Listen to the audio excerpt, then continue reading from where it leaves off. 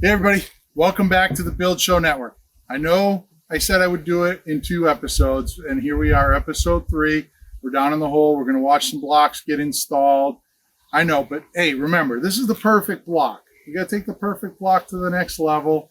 It's worthy of 3 videos. But before we do that, notice that there are some things traditional here. We have our traditional footings. We have some footings here for columns, right? I like to think of this as a pedestal. My mom would always say when I was a young kid that someday they're going to put you on a pedestal. Well, I'm not quite sure if this is what she meant, but this is probably as good as it's going to get for me. But anyways, let's turn around. I got 2 new friends. I got Raphael and I got Emmanuel here. We got Farley here. This is Farley's dream house. Remember that? I think I'm going to change the name from Passive House Vineyard or Vineyard Passive House to Farley's dream house. Just got a better sound to it. But we're installing blocks today. We're using a foam adhesive. Farley, tell us a little bit about what we're using here. All right, so we chose an adhesive foam by DuPont. It's called Enerfoam. It comes in a 28-ounce can.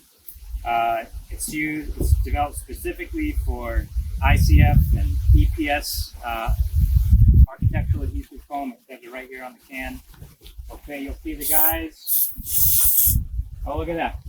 All out. So here we are applying the foam.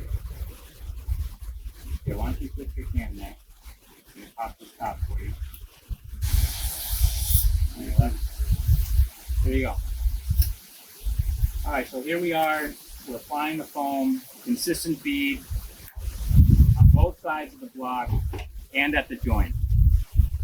And this is working as a sealant and an adhesive, right, Farley? So it's to help with some drafts. Obviously, we have a concrete core going through there, so the concrete's going to obviously help with some of the air tightness. But that's also what this is here, that it's part air barrier, but it's also part adhesive. It's holding the blocks together. So, all right, so here we go. Lifting the block over the rebar.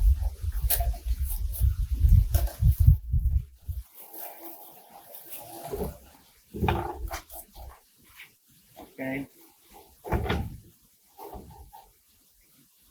All right, so this is the first part. Real easy, but it's not time to walk away yet. We've got to check for level and plumb. And so Raphael has the level in hand. He's making sure that the block is going to be installed nice and plumb. We do have some working time on the foam. It's got an hour to cure before we're not going anywhere. I'd say in reality, that's a full cure. We probably have about 5 to 10 minutes to work with each block if we even need that much time. So what they're doing here, Farley, they just throw a level across there. We level it up. They're throwing some shims in, trying to get that top of the block to register a nice level line across the wall. That's right. Okay. And obviously check it both ways.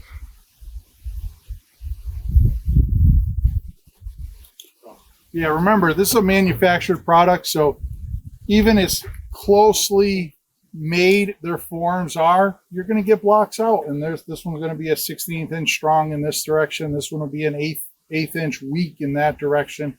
So you're not getting exactly the same block every time. You know, Steve, that's a good point. So one of the things that we're doing when we're plumbing up is we have to create a constant and then maintain that constant throughout. Right. And so it's our first layer that we're really looking at. Of course, I have the staging plank in the way, but what I can do, I'll bend that over. So we plumb up just outside of our seam on either end of the first block. Again, we're wanting to make sure that we're plumbing up at this core, the foam core. The foam core is going to provide our most consistent surface to plumb against. If we plumb against sort of this outside wing, there's a chance that the outside wing could be bent one way or another. So we just follow that consistently throughout. So each course that we go up, we're always maintaining plumb line from the first seam of the first layer of block. You got it. You got it. Well, there you have it, folks. I mean, you can see here as you pan around. I mean, it's big block wall, big boy blocks, right? Farley's dream house coming to reality. But before we go, we're going to just jump over this corner. Farley's going to show us a little fun tidbit here. He's got this cool little tool. All right, so this is, some of you may have seen this before. Any of you concrete guys will definitely know what this is. This is a manual rebar wire tire. It ties your rebar ties together in a pretty quick and efficient manner. Concrete guys who are working with concrete and ties every day, they're probably going to have a battery powered. A battery powered. Yep. You see those. What I thought of, Farley, is here. We put this here. I'll tell you what. You have fun with yours. I'm going to do it the old-fashioned way. And when you're done, you say stop, and we'll see how far I got. Right. Ready to go? I am ready to go. All right. Here we go. All right. All right, Steve. I'm all done. Yeah. So you can see where I am, and mine's not tight at all. It's flimsy. It's hanging in there. All right. And Farley's got his all tied nice up. and tight. So, really nifty little tool. Your local hardware store may have it, or they may not. These ones are pretty old. I've had these for about 15 years. You got it. All right, everybody. Like usual, we're going to jump back to the studio. I'm going to break out Big Red. Probably going to look at the detail of how does this wall interface with our floor frame. We got some nifty little details up there that we could talk about. And why don't we head back? Obviously, I need a dress change here. Get rid of this. I know you guys are sitting there laughing like, wow, that's probably the hardest work Steve's done in 20 years. But understand this. This is a concrete binder in this block. It might be 90 degrees out there. It's in excess of 100 degrees inside here. We're literally standing inside an oven. So this insulation is working in reverse at the moment. It's a heat sink. I can put my hand on it and I can feel that it's much warmer. So we're looking forward to Farley's dream house here, really being a good performer for him. So let's jump back to the studio. Farley, until next time, I know next time we come out here, we'll probably see floor trusses and stuff flying, and we'll be sure to check in on you. All right, thanks, Steve. buddy. Thank you. Good to see you. All righty, let's go back. Hey, everybody. Welcome back to the studio. Big Red's been waiting for our return, so he's real excited. He wants to get in and talk about how that perfect block interfaces with that floor frame. I think it's a pretty exciting detail. There's a lot of value in some decisions that we made there. And let's dive in. Let's take a look at this detail. All right. So I printed out the detail here. This is up at the water table. You can see this is the top edge of that perfect block. All right. This is our 11th course up here. Notice that the rebar stops up there. We have our lateral rebar coming through. We have our anchor bolt there. We have a 3-inch washer that grabs that 2x10 plate, bolts it down into that anchoring system, and then that's connected into our perfect block system there that we talked about, last week when we had that waffle sketch there showing the arrangement. On top of the 2x10, we have a couple 2x4s. We'll also do an additional block here. And then to bring in our floor frame, we actually will have a saddle hanger that goes up like that, and it'll get attached up there. And part of getting this 3 inches here is getting enough nails in here that Simpson Strong Tie is satisfied with the installation of that hanger there. So these floor joists, these are 14-inch. A couple neat things about it. You can see the floor joist goes from there to there basically, but it has a top cord which is a true 2x4 and a bottom cord which is a true 2x4, but it also has a 24-inch solid piece on the end.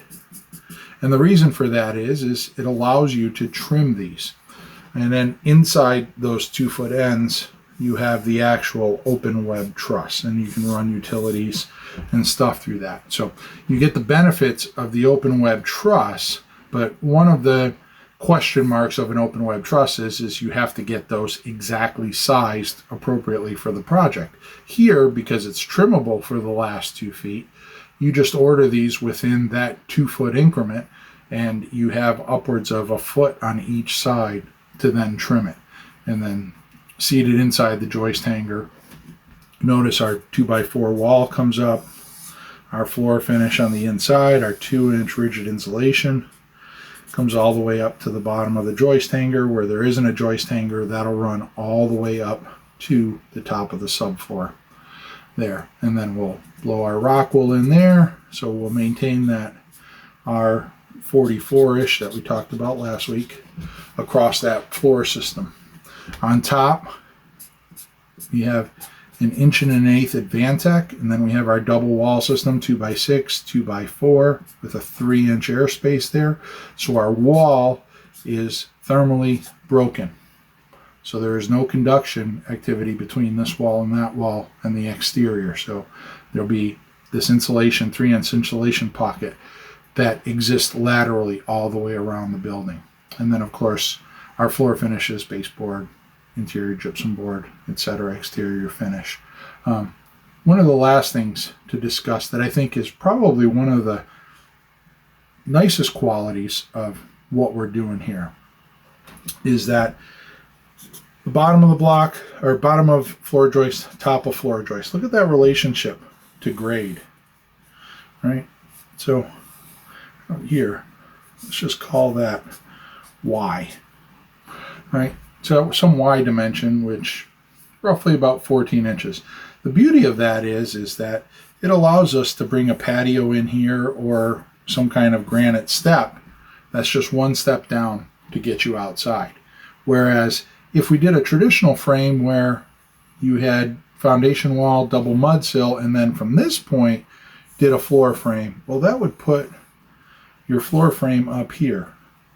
And that dimension would be 2Y plus, right?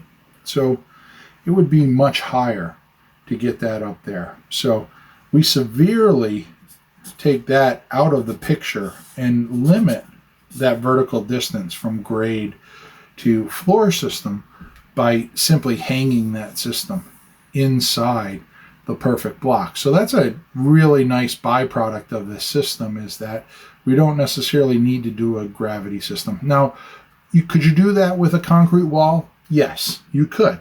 But what it would cause is it would force you to pour or cast this concrete wall to 11 feet or 10 feet to yield that 8 foot. I think we have, we talked about it earlier, we have roughly 8 foot 9 inches there. So to get that, we'd have to pour a 10-foot concrete wall, which again would mean more concrete. Most forms are at 8 feet. Sometimes you can find 9 or 10 footers, but they're rather uncommon. But the beauty of this block is that I get to go up to 11 feet and then back it down and yield an 8 foot 9 inch ceiling height once I subtract the insulation and slab below and the floor frame from that 11 feet. End up with a really good basement there, but it's a really good basement with a really good relationship between floor and grade. So there you have it. That's what's happening down there. So that's the detail.